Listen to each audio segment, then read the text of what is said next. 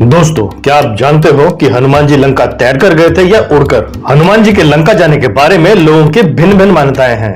कुछ मानते हैं कि वे तैर कर गए थे और कुछ के अनुसार वे उड़ कर गए थे और कुछ के अनुसार वे छलांग लगाते हुए एक टापू से दूसरे टापू कूदते हुए गए थे। हनुमान जी, नारद और सनत कुमार ही ऐसे देवता थे जो अपनी शक्ति से आकाश मार्ग में विचरण करते थे, जबकि अन्य देवी और देवताओं के वाहन होते हैं। हालांकि ऐसे कई ऋषि और मुनि हैं जो अपनी शक्तियों से आकाश मार्ग में आया जाया करते थे। कहते हैं कि वे धरती पर एक कल्प तक सशरीर रहेंगे।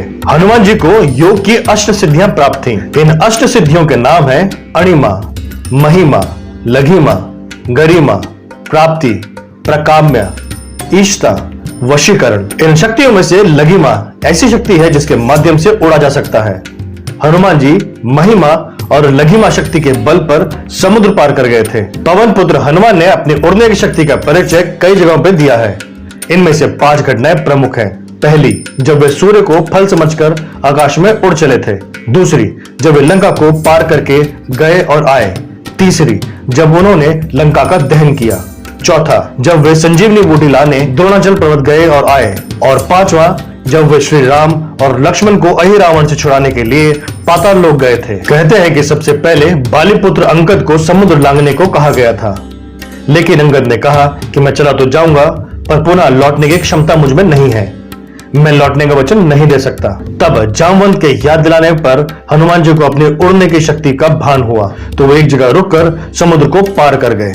उड़ने से पहले हनुमान जी ने अपना विराट रूप धारण कर महेंद्र पर्वत पर अपने पैर रखे, जिससे वह हिलने लगा। पर्वत के हिलने से कई चट्टानें और वृक्ष उखड़कर नीचे गिरने लगे। तब हनुमान जी वायु की गति से उड़ने लगे। हनुमान जी के उड़ने की गति के अत्यंत वेग के कारण उनके साथ वृक्ष भी हवा में उड़ने लगे और बाद में वे वृक्ष एक एक करके समुद्र में गिरने लगे। समुद्र पार करते समय रास्ते में उनका सामना सुरसा नाम की एक नाग माता से हुआ, जिसने राक्षसी का रूप धारण कर रखा था। सुरसा ने हनुमान जी को रोका और उन्हें खा जाने को कहा। समझाने पर भी जब वे नहीं मानी, तब हनुमान जी ने कहा, अच्छा ठीक है, तुम मुंह खोलो, मैं आता हूं। जैसे ही सुरसा उन्हें निगलने के लिए मुंह फैलाने लगी, हनुमान जी अपनी महिमा शक्ति के बल पर अपने शरीर को बढ़ाने लगे। जैसे जैसे सुरसा अपना मुंह बढ़ाती जाती, वैसे वैसे हनुमान जी भी अपना शरीर बढ़ाते जाते। बाद में हनुमान जी ने अचानक ही अपना शरीर छोटा कर दिया और सुरसा के मुंह में प्रवेश कर तुरंत ही बाहर निकल आए। हनुमान जी की बुद्धिमानी के कारण सुरसा ने प्रसन्न होकर उनको आशीर्वाद दिया तथा उनकी सफलता की कामना की। हनुमान जी के समुद्र लांघते समय एक और लघु कहानी बड़ी ही प्रसिद्ध है। समुद्र में एक राक्षसी रहती थी। वह माया करके आकाश में उड़ते हुए पक्षियों को पकड़ लेती थी। आकाश में जो भी जीव जंतु उड़ा करते थे, वह जल में उनकी परछाई देखकर अपनी माया से उन्हें निगल जाती थी।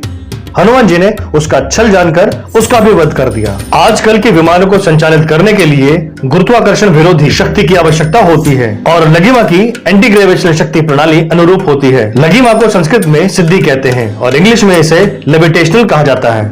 लघिमा योग की 8 सिद्धियों में से एक सिद्धि मानी जाती है। इसी लघिमा शक्ति का वर्णन और प्रणाली चीन के उन दस्तावेजों में मिली है जिनका अनुवाद अब किया जा रहा है। लेविटेशनल पावर कोई तंत्र विद्या नहीं है, बल्कि यह ध्यान से, अभ्यास से हासिल की शक्ति है। दरअसल यह एक ब्रह्मांडीय शक्ति है जिसको करने के लिए यम, नियम, तप और ध्यान का पालन किया जाता है और इसमें महाबली हनुमान पारंगत थे।